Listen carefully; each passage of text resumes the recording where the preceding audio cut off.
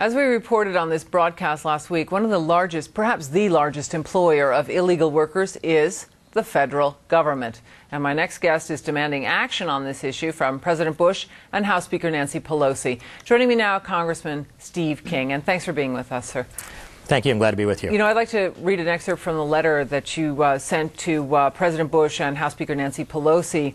And it really takes to task this real problem in the government.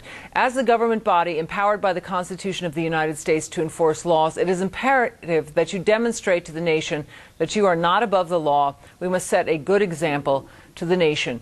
Now, according to a 2006 Inspector General audit of the Social Security Administration and government agencies, including the federal government, workers who are not authorized to work in this country are working for the federal government.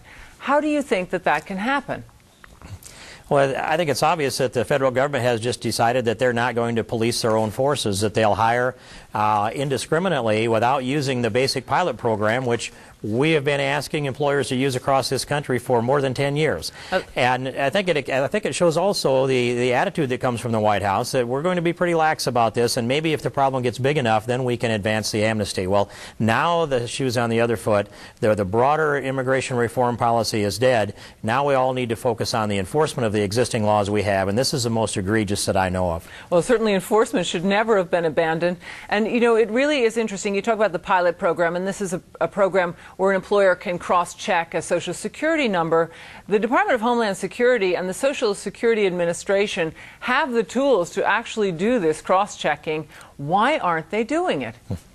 I have no idea why, and we've raised this issue now for a few days. Of course, a letter will then hit the President's desk pretty soon, and as soon as we turn this around after the 4th of July.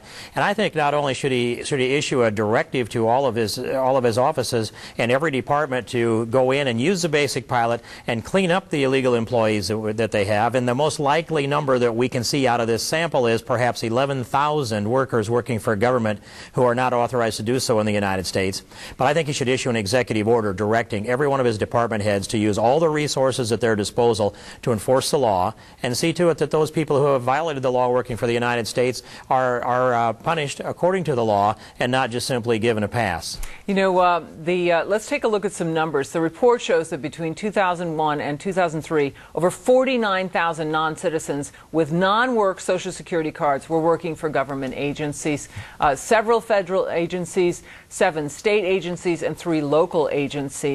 It's you know, the magnitude of this is astonishing. Do you believe that that non-citizens working for the federal government or any government organization is a security risk? I absolutely believe it's a security risk, and this doesn't show us how many are working for the Department of Defense, for example. There's another report that would indicate you might be able to conclude about 2,000 could be working for the Department of Defense.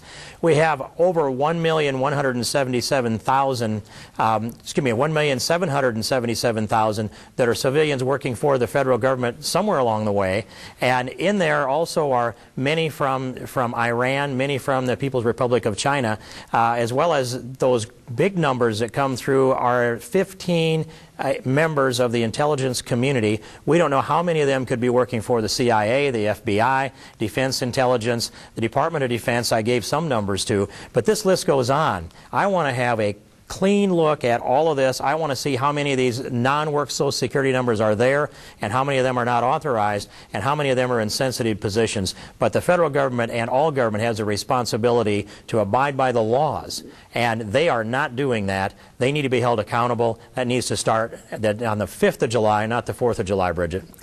You know, you're suggesting that we don't even know the magnitude of this problem despite this study. Is that right?